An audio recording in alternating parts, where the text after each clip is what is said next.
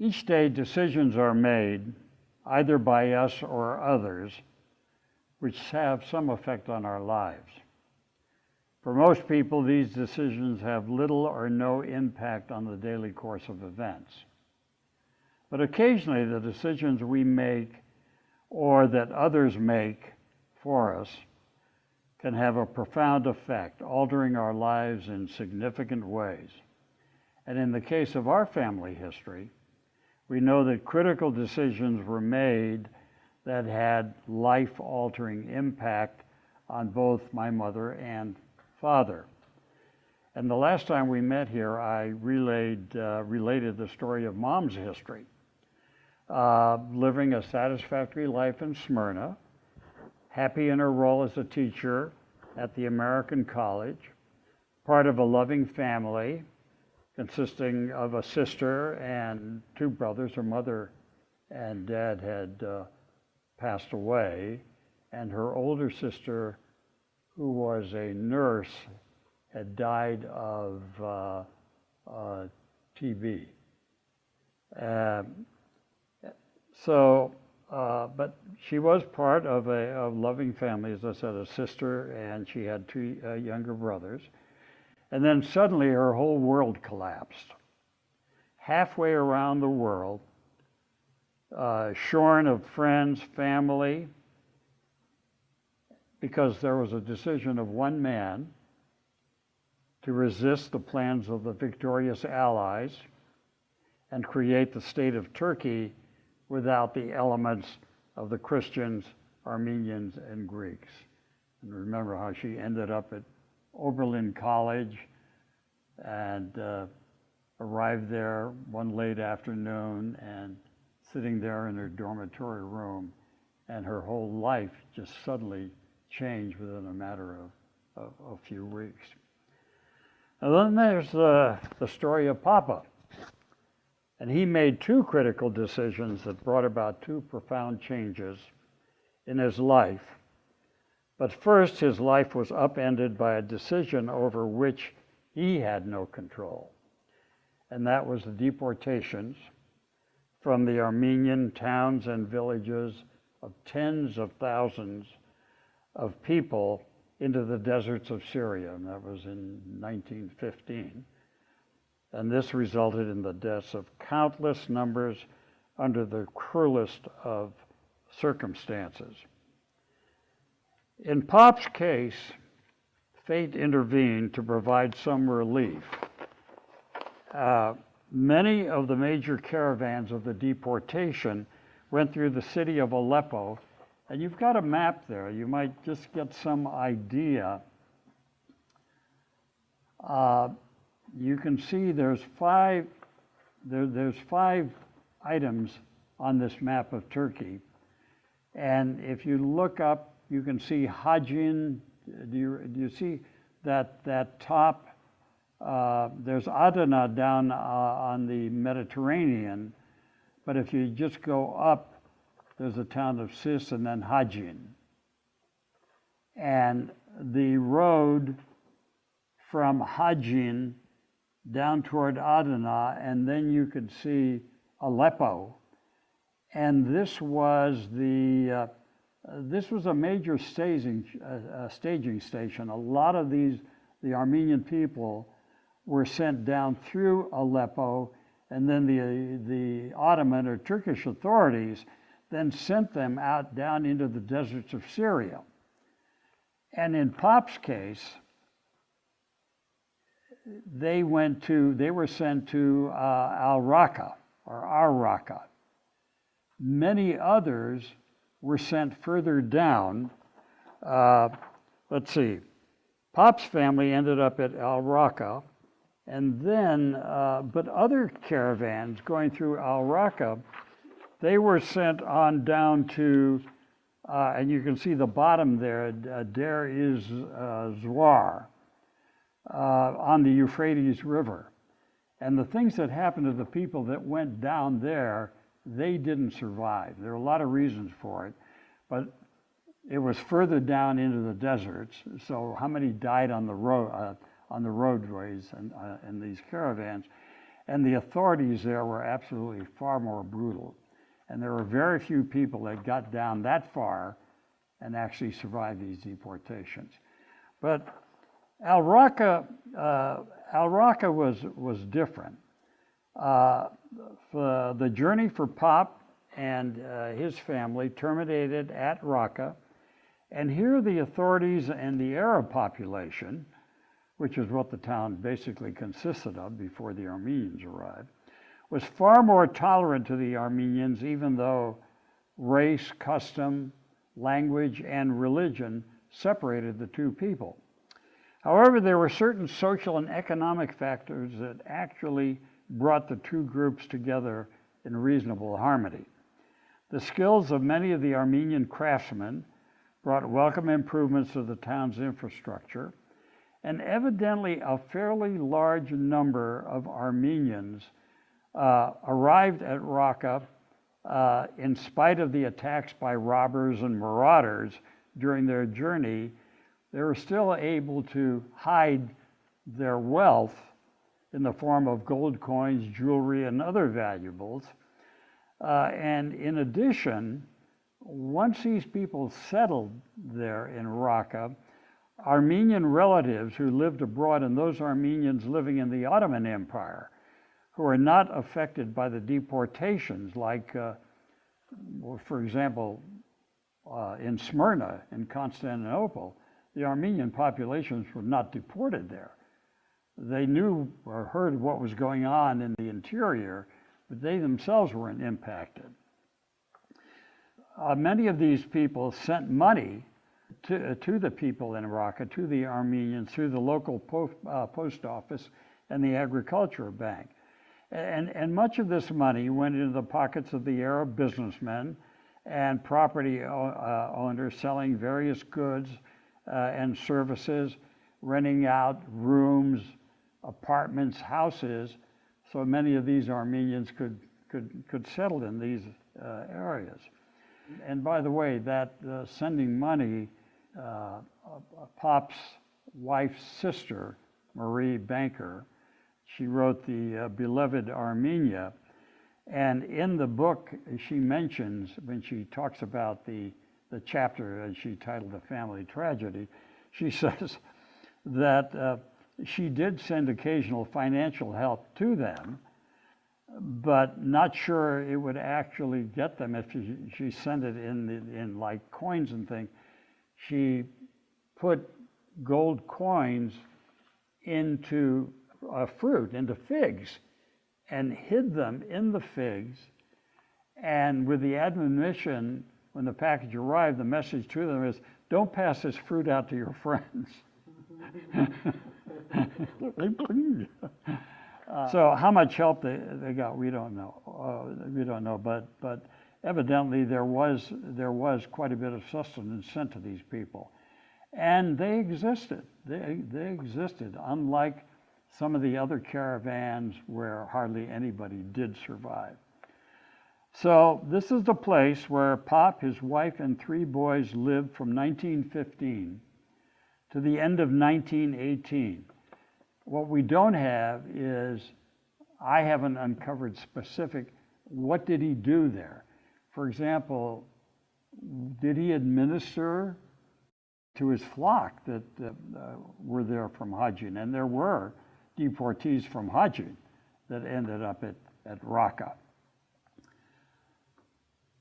That's where they lived, but the facts exactly of how they lived, I haven't uncovered those yet. In October 1918, word came down to Raqqa that the British Army had captured Aleppo. So if you again look at that map, and you could see this major staging area where the Armenians went through, that the British Army, and this would be Allenby, you've seen Lawrence of Arabia and about the British Army. Anyway, news was that they had captured it from the Turks. And that news, the report was that the Armenians in Raqqa were dancing in the streets when they heard the news. And it seemed like the Armenians in Raqqa were driven to abandon this town that they lived in for over 3 years and journey to Aleppo, where thousands congregated, including thousands and thousands of orphans. Lots of orphans survived. No parents, but many of them survived.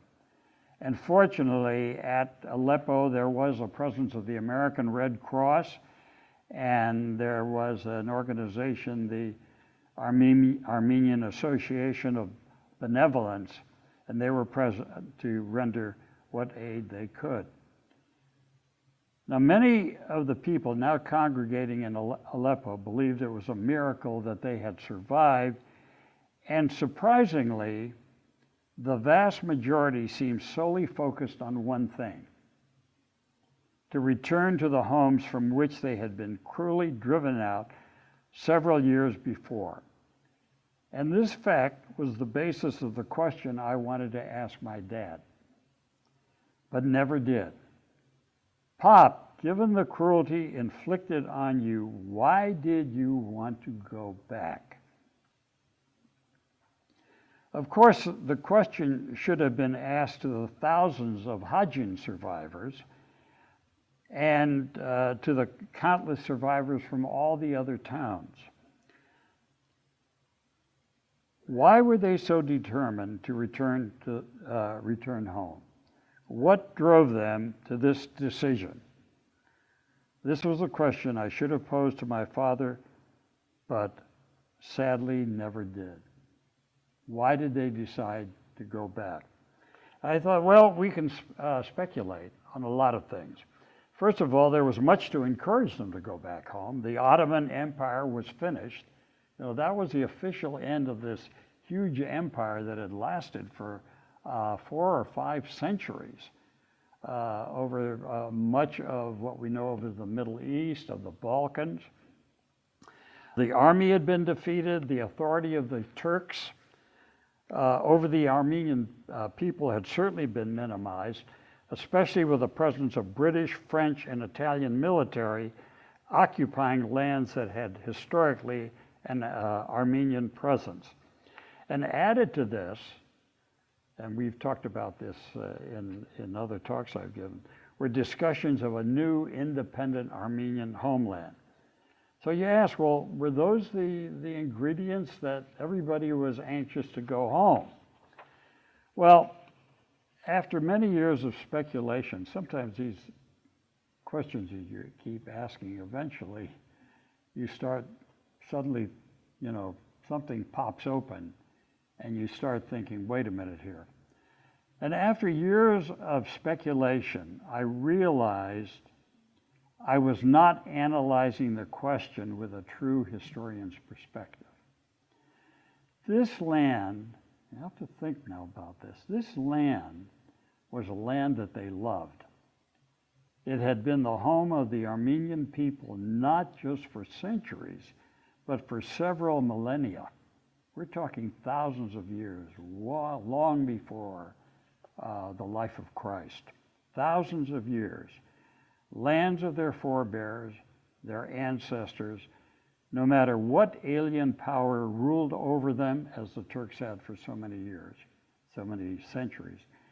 This is where they lived, and if it was God's will, this is where they would die.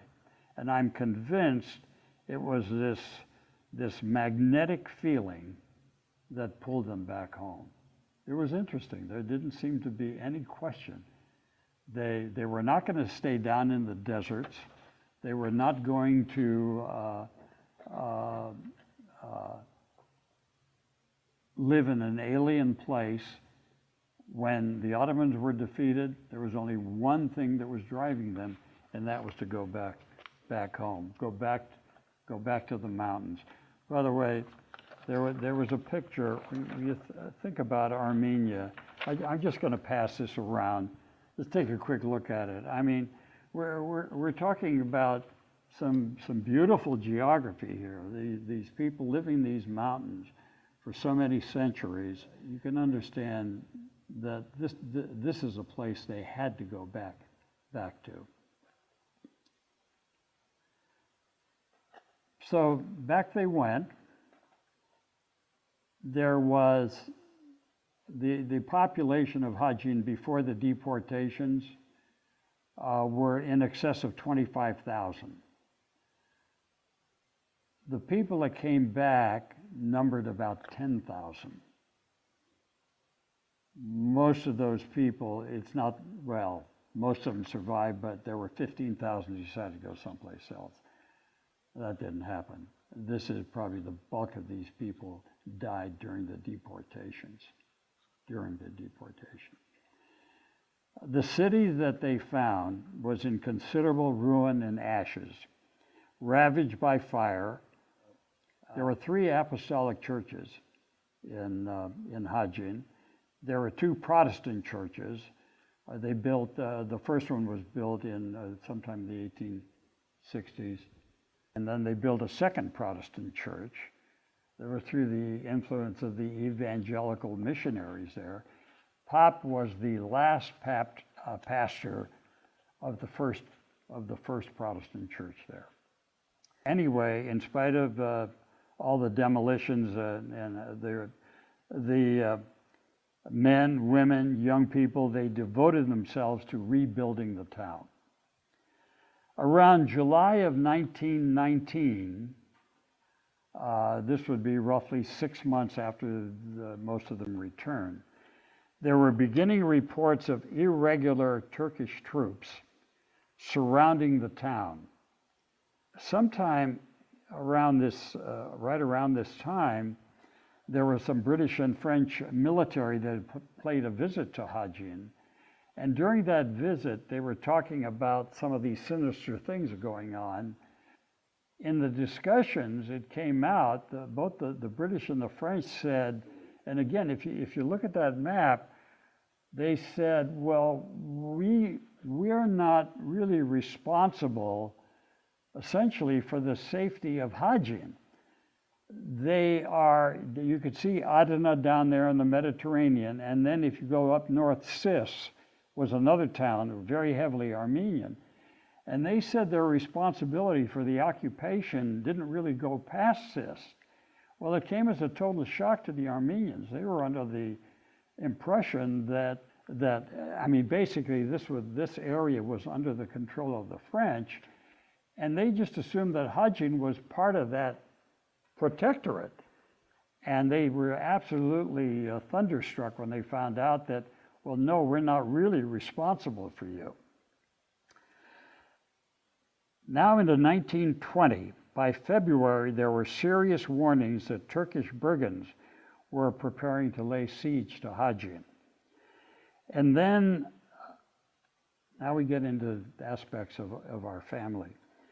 Late in March 1920, Miss Cole, the American missionary, convinced Pop, whom she called, you know the Armenian word for pastor? Badveli. She called him Badveli, and there are references to her talking about Badveli in some of her diaries. Whom she called Badveli, she convinces Pop to escape from Hajin and go to Adana to seek French help.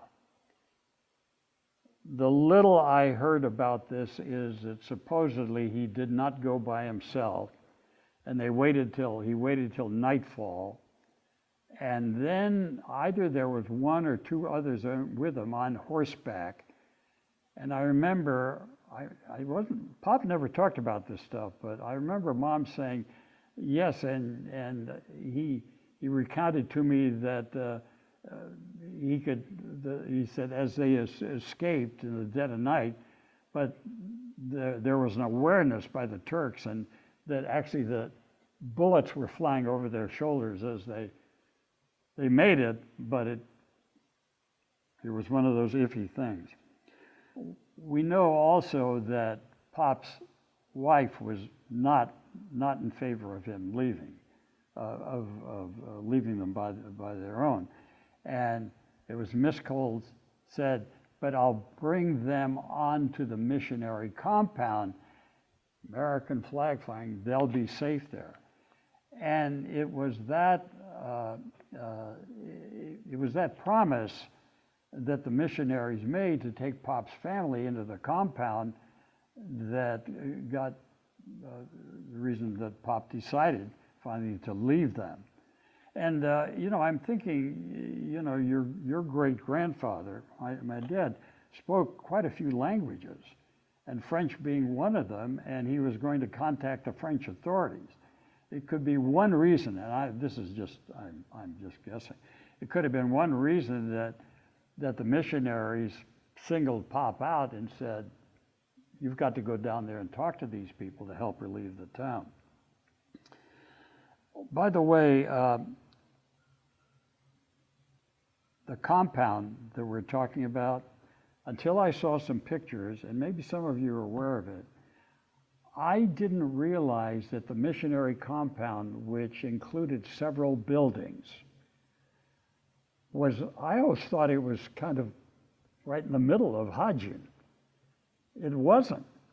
It was north of the city, up the hill, the north and east, and is about a third of a mile away from the city.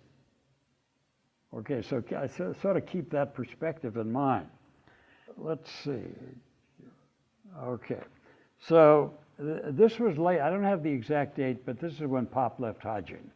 Just very, very late in March. It could have been the 25th, the 30th of March, sometime around that time. On March 29th, very serious fighting broke up. Now it was getting more and more obvious what kind of plans the Turks had. There was no doubt of Turkish intentions. On April 3rd, Pop's family is brought into the missionaries' compound. On April 5th, now again remembering that this compound is away from the town itself that is in the process of trying to defend itself. And this compound is about a third of a mile away. On April 5th, the Turks seized the land around the compound. They didn't occupy the buildings, but they pretty much had control about what took place in the compound. So you've got Pop's family there. Evidently, there was a large number of orphans that the missionaries were taking care of. And there was an Armenian staff also there, families and things like that. Exactly how many Armenians, I'm not sure, but there was a fairly large number, probably at least a couple of dozen of them.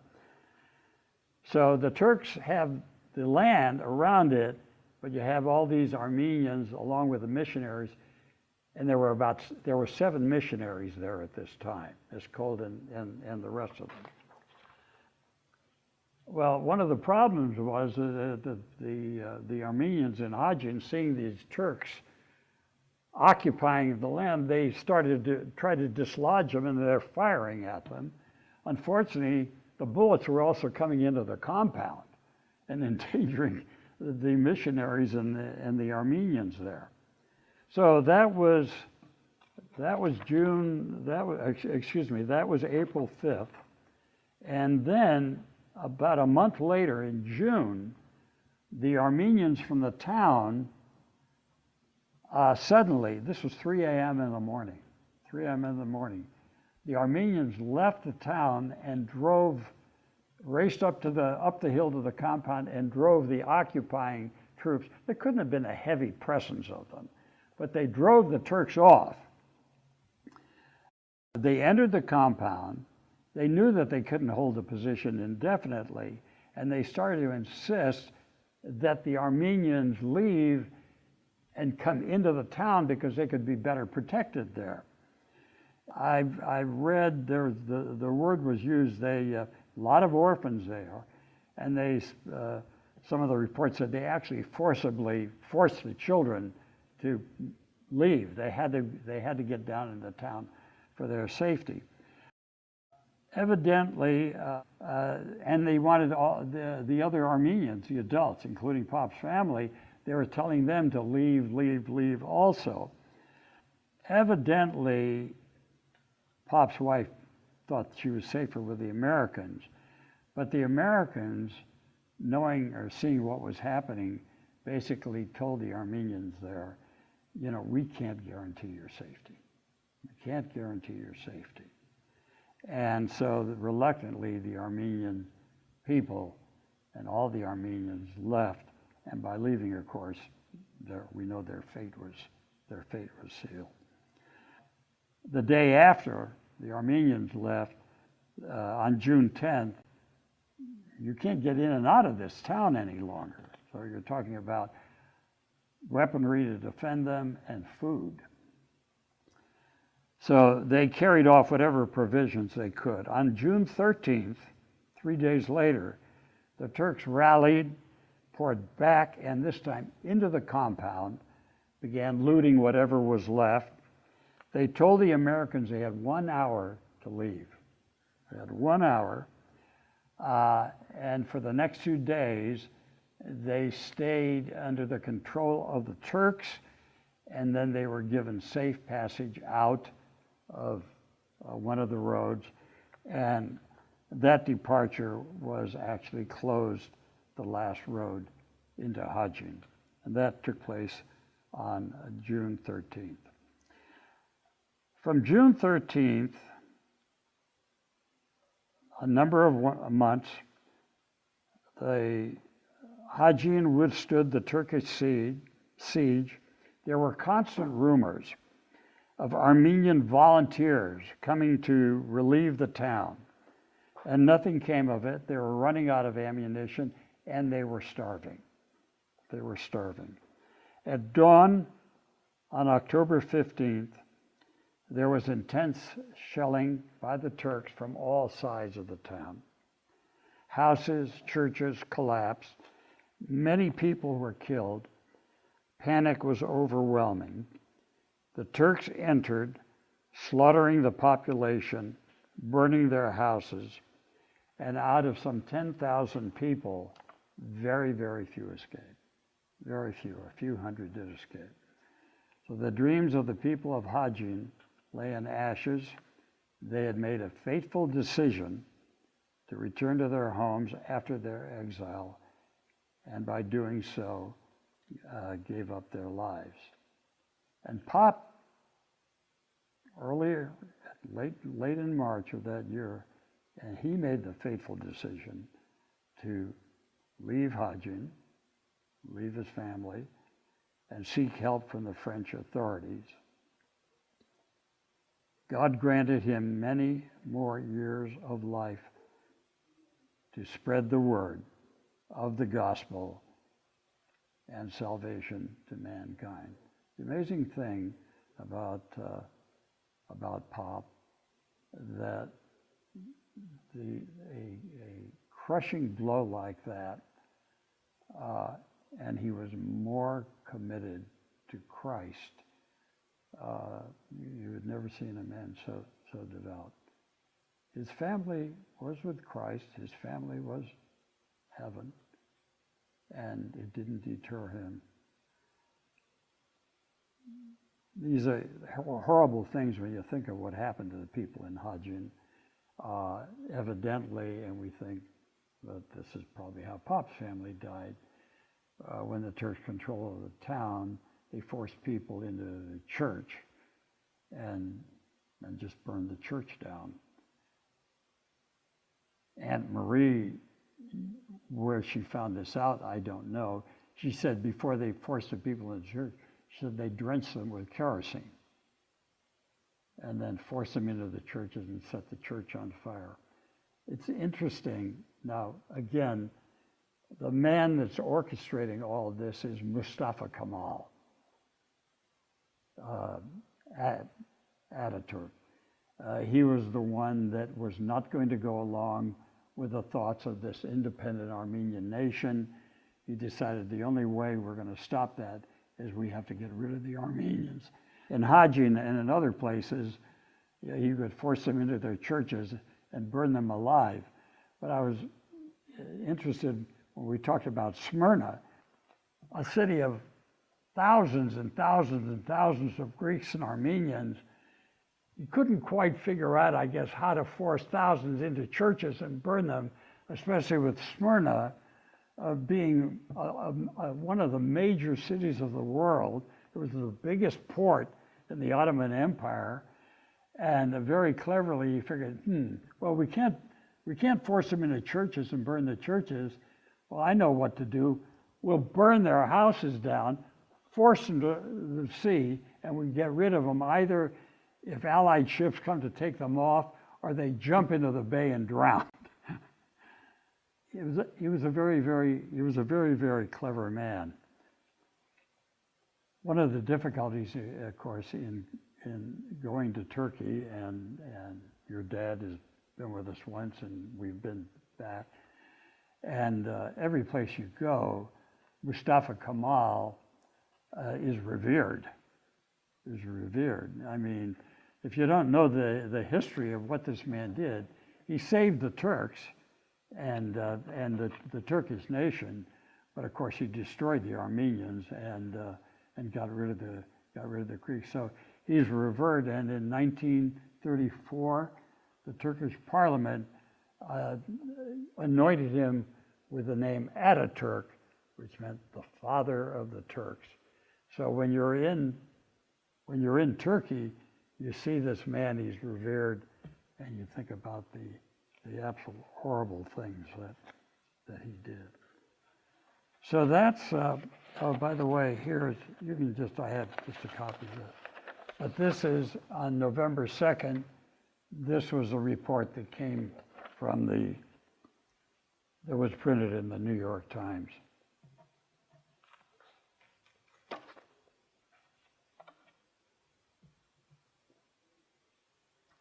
So if you bow your heads, and we'll close with a prayer. Gracious Lord, our hearts are heavy as we recall those terrible days when our Christian brethren were subjected to the cruelest persecutions.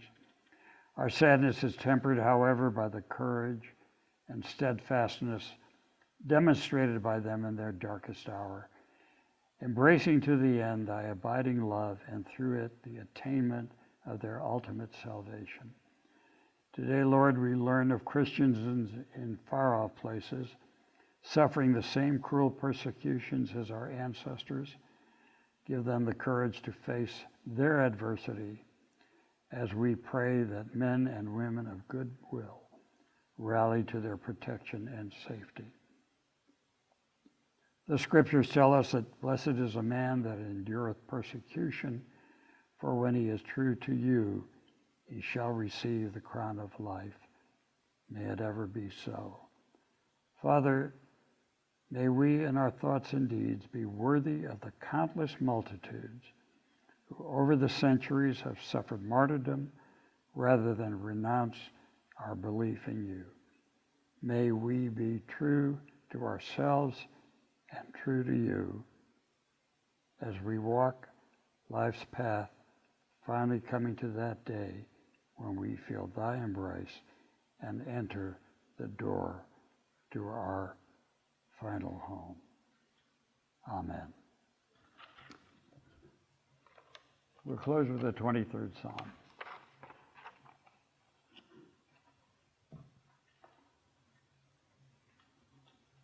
You all have it? The Lord is my shepherd, I shall not want. He maketh me to lie down in green pastures. He leadeth me beside the still waters. He restoreth my soul.